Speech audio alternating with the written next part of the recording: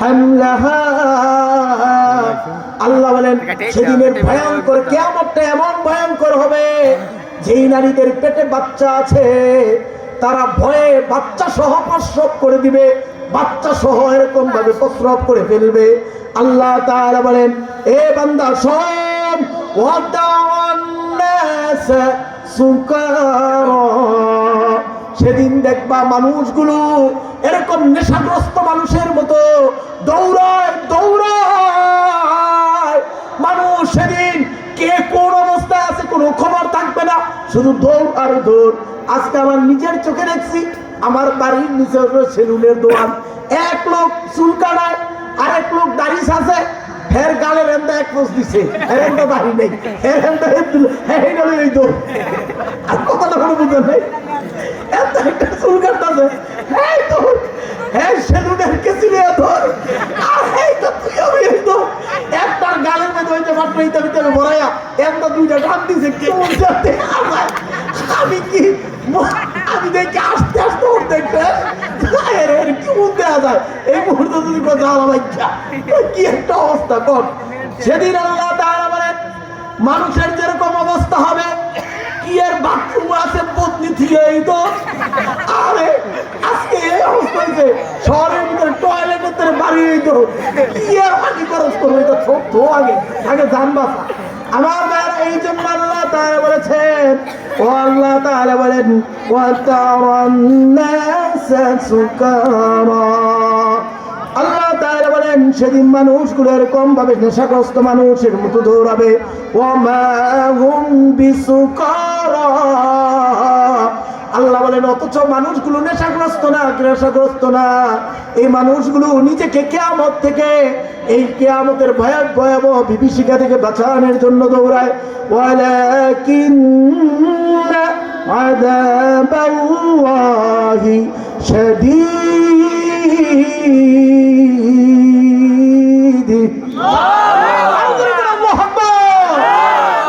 এই জন্য আল্লাহ বলেন ওয়ালাকিন্না আযাবাল্লাহি শাদীদ, আল্লাহর আযাব বড় কঠিন। আল্লাহর আযাব কি আরে কথা বলেন আমার দিকে চান, এই কি কয় আল্লাহর আযাব বড় কঠিন, আল্লাহ তাআলার আযাব বড় কঠিন। ওয়ালাকিন্না আযাবাল্লাহি শাদীদ, আল্লাহর ধরা বড় কষ্ট, কঠিন ধরা। আল্লাহ তাআলা বলেন ইন্না বাতশা রাব্বিকা লাশাদীদ, আল্লাহর ধরাটা বড় কঠিন। এ যুবক ভাই, আমি তোমাদের ভাই, আমি তোমাদের বন্ধু, আর আমি আপনাদের কারো ভাতিজা, আমি কারো আপনাদের সহপাঠী। আজকে আপনাদের কাছে হাতে ধরে পায়ে ধরে বলি, এ যুবক শোন, এই কথাটাই আমার শেষ কথা। এ আমার মুইরাবের মা বোনেরা গো, আপনারা আমার মা, আপনারা কেউ আমার ভাবি হন, কেউ আমার চাচি হন, আপনাদের হাতে ধরে পায়ে ধরে মা বলে যায়, আরে এমন একটা ভয়ঙ্কর দিন আজকে পার করছেন। এ মা আপনি জানেন, আপনি জান্নাতে যেতে হলে আপনি জান্নাতটা আপনাকেই তৈরি করে দুনিয়া থেকে যেতে হবে। কথা কোন ঠিক কিনা? দুনিয়ার কেউ আপনাকে আপনার জান্নাত তৈরি করে দিবে না। এই যে আমরা বলি আখিরি নবীর উম্মত, আখিরি নবীর উম্মত, এই সার্টিফিকেট দিয়েই বুঝি মামার বাড়ি যাইবেন, জান্নাত আমাদের দুলাভাইয়ের বাড়ি আর কি। কথা বলুন নাই, খালি দৌড় দিবেন আখিরি নবীর উম্মত রে, খালি এরকম কয়ে গেলে একটা দৌড়, হ্যাঁ তোর মামার বাড়ি, তোমার দুলাভাইয়ের বাড়ি। হ্যাঁ শোনো ভালো করে শোনো, আল্লাহর নবীর সবচেয়ে কলিজার টুকরা যেই মেয়েটাকে তিনি সবচেয়ে বেশি আদর করতেন, এরকম ভাবে হযরতে ফাতেমা রাদিয়াল্লাহু তাআলা আনহা, আল্লাহর নবী কোনদিন কয় নাই ফাতেমা তুমি কিন্তু আখেরি নবীর মাইয়া, জান্নাত কিন্তু রেডি। কথা কয় না, কথা কয় না, কি কইছে জানেন? হাদিস খুলে দেখেন।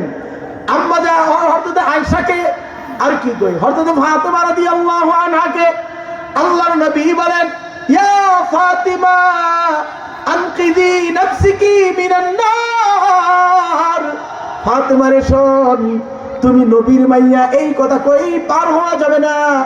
ফাতেমা রে তুমি তোমারে জাহান্নামের আগুন থেকে বাঁচাও।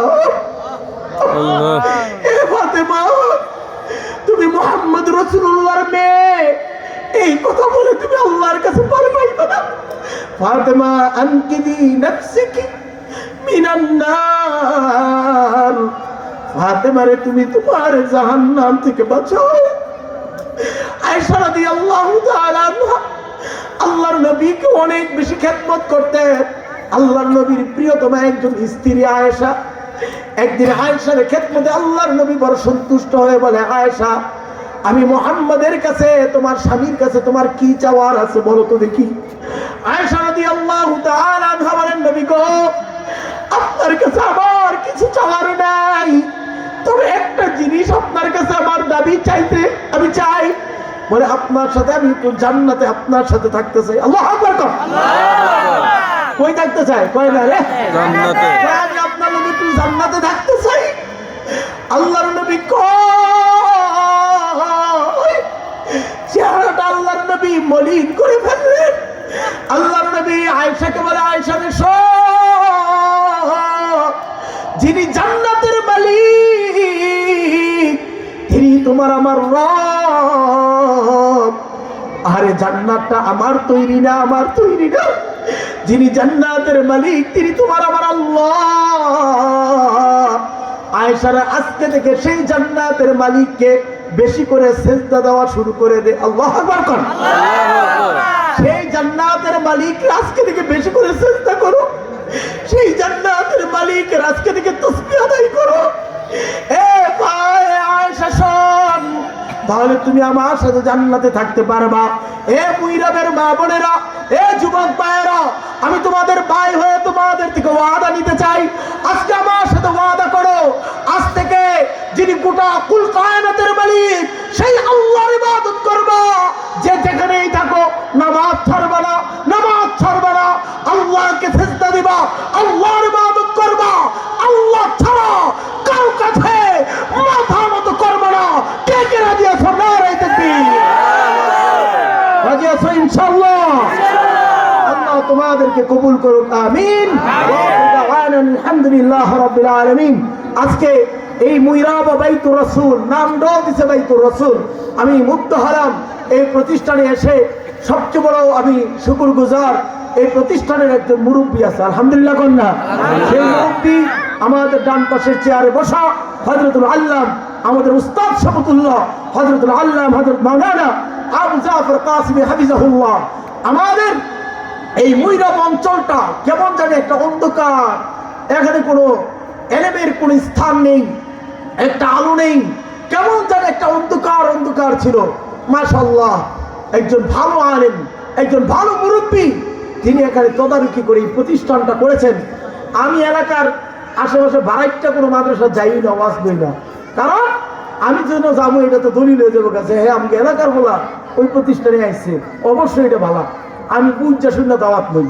যখন শুনলাম এই প্রতিষ্ঠানের একজন বিশাল বড় একজন বড় মুরব্বী আছেন, যিনি ঢাকা কামরাঙ্গীচর সেই বিশাল নুরিয়া মাদ্রাসার নায়েবে মুহতামিম ছিলেন, হুজুর এখানে তদারকি করেন, শুনে দিলটা ভরে গেছে।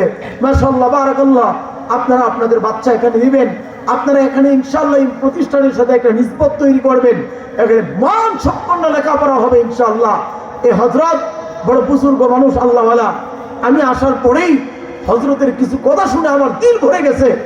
আরে মুরব্বী তো মুরব্বী, বুজুর্গ তো বুজুর্গ, বড় তো বড়ই, বড় থেকে দিনের কিছু খোরাক পেয়েছি আলহামদুলিল্লাহ।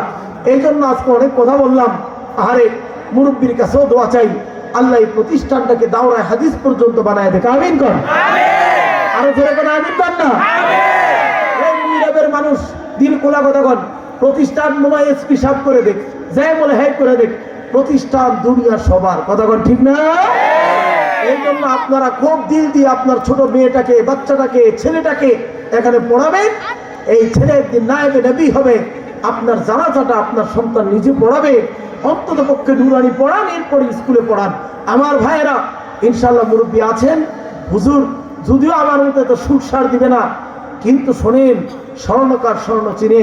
আহারে তার ভিতর থেকে ওস্তাদের মুহতারামের কথা যাইটা শুনবেন, দিলের ভিতরে গেঁথে যাবে ইনশাআল্লাহ। আল্লাহ আপনাদেরকে তৌফিক দান করেন। আমার জন্য দোয়া করেন।